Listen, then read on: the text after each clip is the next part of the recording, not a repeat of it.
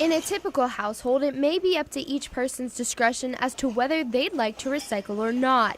But in the city of Gainesville, all commercial businesses don't get that choice, or so they say. The city of Gainesville has a mandatory commercial recycling ordinance that has its own set of rules. It says that any designated recyclable materials that make up more than 15% of your waste stream, if you're a commercial business, are required to be recycled.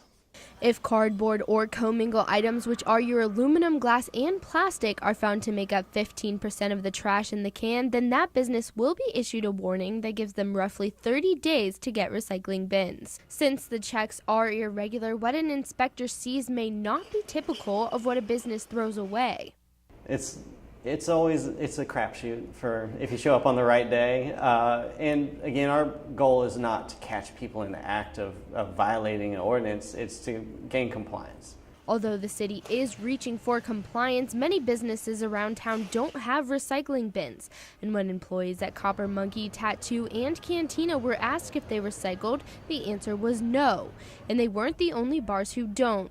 Fat Daddies and Rowdy Reptile said they only recycled about 30% of their recyclables, and that was their cardboard, not their cans. We attempted to in the past. It failed miserably due to lack of room and such high volume in a short period of time. Some Midtown bars like Fat Daddies attempt to recycle some of their products. But when you share a plaza with this many businesses, 3 dumpsters just might not be enough.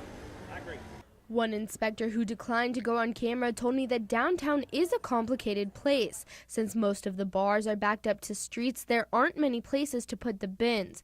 But Coleman thinks there may be a solution to this. People go out at 11 o'clock, 12 o'clock, till 2 o'clock. And if we closed at 3 or 4, that would actually give us more time to get that volume in, so we would probably have more time to recycle. The inspectors are in charge of checking in on businesses to see if they need to get recycling bins. However, they are not in charge of making sure people use the recycling bins.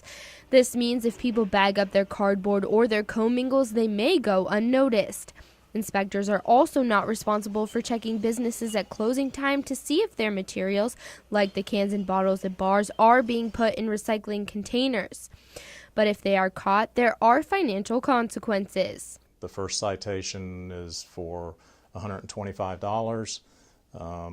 Repeat violations can be up to $500 each. If recyclables are being thrown away, they are ineligible for reuse and sent to Union County where they are buried. According to Textile Waste Diversion Incorporation, in every 100 pounds of waste is 35 pounds of recyclable paper.